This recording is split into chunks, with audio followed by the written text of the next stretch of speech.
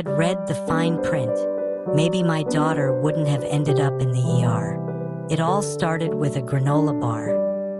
Lila Meyers was your typical suburban mom, juggling work from home marketing gigs, back-to-back school drop-offs, and dinner preps health conscious, always trying to choose better, cleaner options for her 8-year-old daughter Ellie, who had recently been diagnosed with a mild gluten sensitivity. One sunny afternoon, as Lila zipped through the aisles of their local organic grocery store, she picked up a snack she'd never tried before.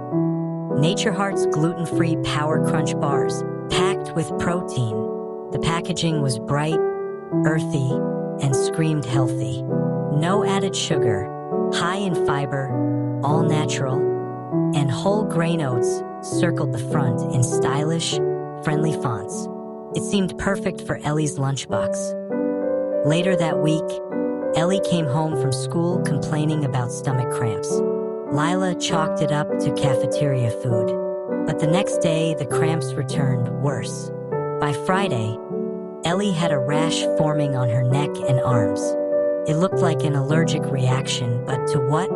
Lila had packed everything as usual except the new snack bar. That night, around 2 a.m., Ellie woke up vomiting. Her breathing became shallow. Lila rushed her to the ER. She's having a severe food reaction, the doctor said urgently. Was she exposed to gluten or soy recently? Not at all, Lila insisted. She's on a restricted diet. I always check the ingredients. The doctor raised an eyebrow. May I see what she ate today? Lila pulled out the wrapper from her purse. The doctor flipped it over. The front looked healthy and promising, but the back told another story on microscopic print, under ingredients, were words Lila had missed completely. Contains soy lecithin, traces of barley malt extract, a gluten source, and chicory root fiber. Lila's heart sank. I thought it was gluten-free, she cried. The doctor sighed. It's labeled gluten-free because the total gluten content is below a legal threshold. But for sensitive kids like Ellie, even that can be too much. Lila stared at the crumpled wrapper in her hand. She had trusted the front of the box, trusted the labels, trusted the language.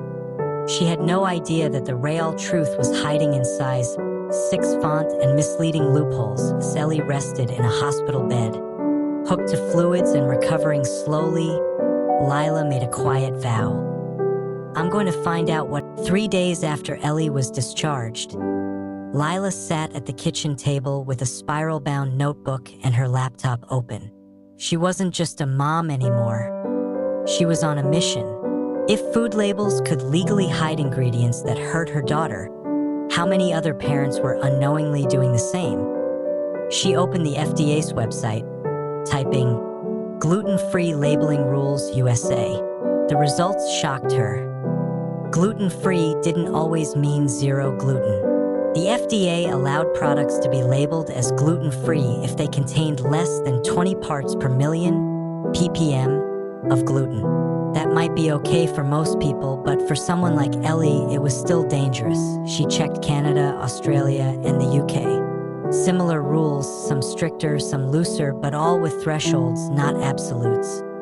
And that's when it hit her. They're using our assumptions against us. The next day, Lila visited 3 local grocery stores, organic, supermarket, and discount health foods. She carried a magnifying glass in her purse. Her goal: find healthy or free from products and read every word. First stop: breakfast cereals. A box of honey hemp oats, all natural energy, caught her eye. It boasted no artificial sweeteners, but the ingredients listed evaporated cane juice, brown rice syrup, and apple juice concentrate, all sugar by another name. She made a note. Claim: no added sugar. Truth: 3 types of hidden sugar. She moved to snack bars and protein shakes. Another product shouted, high protein, low carb. The small print: made with maltodextrin and modified cornstarch, both known to spike blood sugar. Not exactly low carb, She turned over a turmeric drink labeled anti-inflammatory elixir, powered by nature. It contained turmeric, but also carrageenan, a controversial thickener linked to gut inflammation. She took pictures, scribbled notes, and eventually filled 4 pages in her notebook. The deeper she looked, the more it became clear. These labels weren't informing. They were marketing. A soft voice interrupted her. "Excuse me, miss? Are you looking for something special?" It was a store employee, maybe in his mid-40s, polite and curious. Lila paused. "Honestly, I'm just trying to figure out what's real and what's spin." He chuckled. "You're not alone. You should see how many people assume natural means healthy. It doesn't." He shook his head. "Nah, there's no legal definition for natural in most countries. It's just a word, a feel-good term." Lila blinked. "So they can put it on anything?" "Pretty much, as long as there's nothing artificially added, and even that's flexible." He looked over her shoulder at her notebook. "You doing a project?" "Something like that," she said, almost embarrassed. "My daughter had a reaction to a snack bar that was labeled gluten-free. It nearly put her in the ER." The man nodded slowly. "I'm sorry. That's awful. You're doing good work then." She smiled politely and walked off, but inside, her gut was burning. Back home, she spread all the wrappers, boxes, and bottles across the dining table. A dozen products, a dozen lies, or at least misleading truths. She took out a sticky note and wrote in all caps, "The front is marketing, the back is the truth. But even the truth is tiny." She taped it to her fridge. Later that night, she made a decision. She wasn't just going to do this for Ellie. She was going to make a video, a blog, something, anything to warn others. She picked up her phone and began recording. "Hi, I'm Lila Meyers. I'm a mom, not a scientist, but my daughter almost died because I trusted a label. I've been digging through food products all week, and what I've learned is terrifying. If you have 5 minutes, I'll show you what I found and why it matters." Lila's video hit 4,000 views in the first week. She wasn't expecting that. She didn't promote it, just posted it on her Facebook page, a local parenting group, and her barely used YouTube channel. But the comments rolled in quickly. "I had no idea about the sugar loopholes. My son is allergic to soy, and I swear I've seen soy-free on products that still have lecithin. Please make more videos like this." By the following Monday, she was invited to speak on a small local podcast called Health Unwrapped, run by a registered dietitian named Cara Johnson. Lila hesitated at first. She wasn't a professional, but Cara reassured her, saying, "Moms on a mission are more powerful than PhDs sometimes." That interview changed everything. "So Lila," Cara began gently, "what would you say was the biggest surprise when you started reading labels closely?" "I think," Lila said, "it was how many synonyms there are for ingredients people are trying to avoid. Like, I thought no added sugar meant no added sugar. But there's evaporated cane juice, brown rice syrup, date paste, molasses, fruit juice concentrate. It's all the same in your bloodstream." Cara nodded. "That's a huge issue. Brands rely on the fact that we're looking for buzzwords, not actual content. They can technically claim something is no added sugar if the sugar is already part of another ingredient." "Wait, what?" "Exactly," Cara said. "It's misleading, but it's legal. Same goes for trans fats. You'll see 0 grams trans fat on the label, but if it contains less than 0.5 grams per serving, the FDA allows it to be rounded down to 0.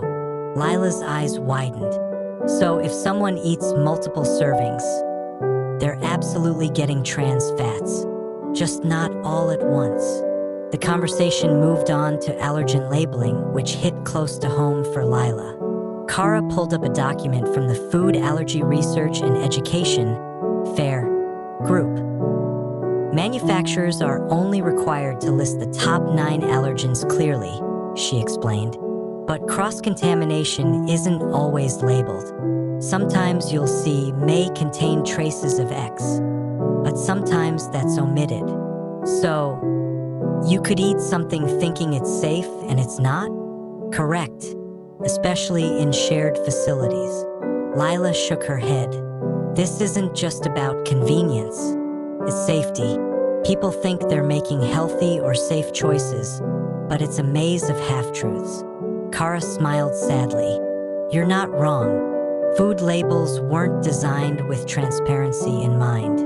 They were designed to comply with minimum legal standards, and those standards were often shaped by industry lobbying. That word stuck with Lila. Lobbying. After the podcast, she went home and looked it up. The food and beverage industry spent over $175 million on lobbying efforts in the US alone the previous year. Major companies pushed back against clearer labeling, sugar warnings, and stricter use of the word natural. Even terms like whole grain could be slapped on a box if it contained just a sprinkle of whole oats, buried in white flour and sugar. She began to feel something she hadn't in weeks: anger and motivation. That night, she drafted a blog post titled, "5 Labeling Lies That Almost Hospitalized My Daughter."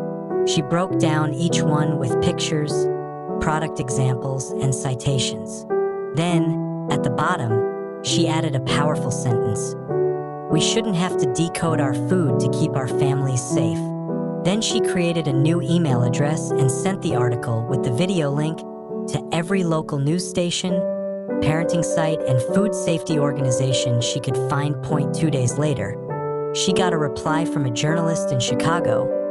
"Would you be willing to go on record for a story we're doing on deceptive labeling practices?" Lila stared at her screen for a long time, then typed, "Absolutely, people need to know." The story aired on a Thursday night. Lila sat with Ellie on the couch, holding her hand as they watched her face appear on the screen. The segment was short, just under 4 minutes, but it was powerful. Footage of Lila pointing to misleading food labels played alongside clips of Ellie recovering in the hospital.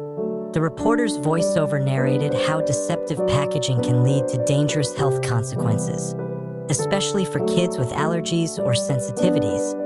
By Friday morning, the video had gone viral. Over 300,000 views on the news channel's YouTube upload. Lila's inbox exploded with messages, some grateful, some angry. "Thank you for speaking up. My daughter had a similar reaction to a dairy-free cheese snack. You're a hero for moms like me. You clearly don't understand food science. This is fear-mongering." And then came the emails that made her blood run cold. "You're being watched. Be careful what you say next. You've already done enough damage." They were anonymous, sent from encrypted addresses. Lila's hands trembled as she read them. She knew she had struck a nerve, but she hadn't expected threats. Then her video was flagged for medical misinformation.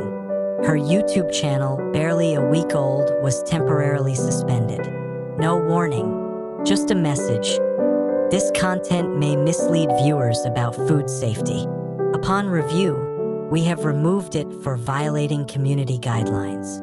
She stared at her screen in disbelief. It wasn't just her YouTube channel. The blog post she had written disappeared from 2 parenting forums where she'd shared it. One message said, "Post removed for violating site terms. Commercial defamation." "Defamation?"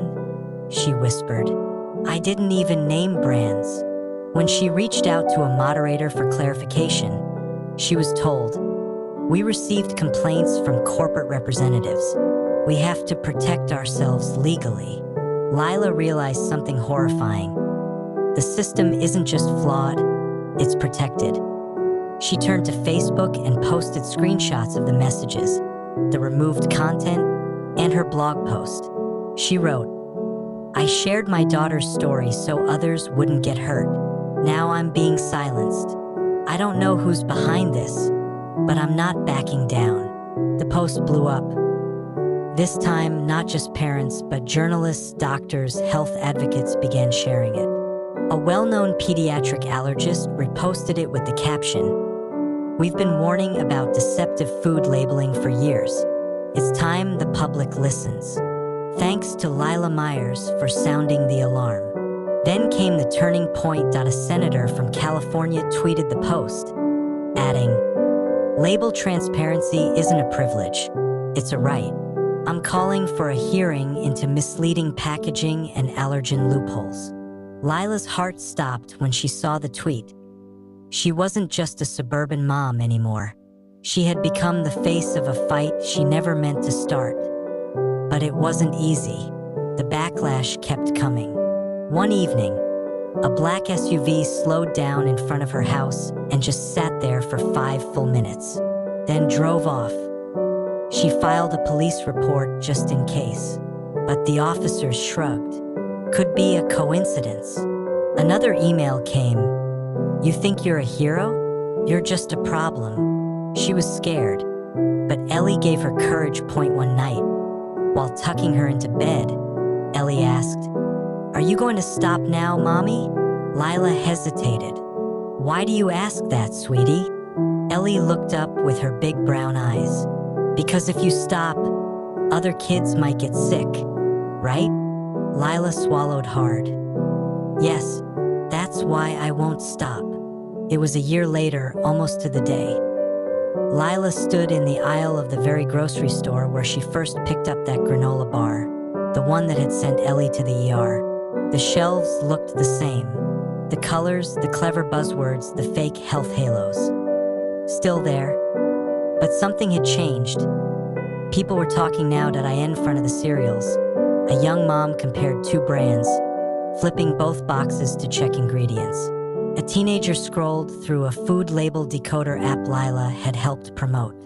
A grandmother muttered under her breath as she read a juice label aloud. "No sugar added, my foot. You think I'm blind?" And Lila? She was back, not as a customer, but as a guest of honor. The store had invited her for a local press event. A new initiative, inspired by Lila's story, was being launched in select chains across California, Oregon, and Colorado. Clear label commitment, products with transparent ingredient lists, verified allergy warnings, and no deceptive marketing could earn a special green checkmark on the front of the package. A real stamp of transparency, not the meaningless natural or clean. It wasn't perfect. It wasn't nationwide, but it was a start. The turning point came after months of advocacy. Lila had testified at a state hearing, appeared in 2 documentaries, and joined a working group of scientists, parents, and lawmakers pushing for clearer food labeling standards. At one point, she even met with a senior FDA official. He was polite, careful with his words. "You've shaken things up," he told her. "We're watching this space closely." "You're watching," she had replied. "That's great, but we're living it." Back at the grocery store, a local news crew filmed B-roll footage as the store manager, smiling awkwardly, announced, "We're proud to be part of the solution. It's not just about compliance, it's about trust." Lila was asked to speak next. She stepped up to the small podium, heart pounding. "Hi, I'm Lila Meyers. A year ago, my daughter nearly died because of a food label I trusted. That label followed the law, but it didn't protect my child. I used to think the front of the package told the truth. But now I know the truth is usually in the tiny print, if it's there at all." She paused, letting the silence hold. "I never asked to be an advocate. I just wanted to keep my child safe. But when I realized how many others were being misled too, when I read the stories, the emails, the medical bills, I knew staying silent would make me part of the problem. She looked directly into the camera. We can't afford to wait for another child to land in the ER because of a gluten-free bar or a sugar-free snack. The industry isn't going to change unless we demand it. So let's keep demanding, keep reading, keep asking, because our health isn't a marketing gimmick. It's a right. Applause followed. Not thunderous, but real. After the event, a woman approached Lila with tears in her eyes. "My husband's diabetic," she said. "He was eating no sugar-added yogurt every day until your video made me check the label. It had 18 grams of natural sugar. His blood sugar was all over the place. I just wanted to say, thank you. You probably saved him from a heart attack." Lila didn't know what to say. She just hugged the woman tightly. That night, after putting Ellie to bed, she sat on the patio, sipping tea and scrolling through her inbox. One subject line caught her eye: proposed legislation, seeking public testimony. She clicked at a bill. The Honest Food Labeling Act was going to committee. They wanted her to speak. Again. She smiled softly. This wasn't over. It might never be. But the silence was broken, the lies were out, and the movement had begun. And it all started with one granola bar, one hospital visit, and a mother who refused to let it go.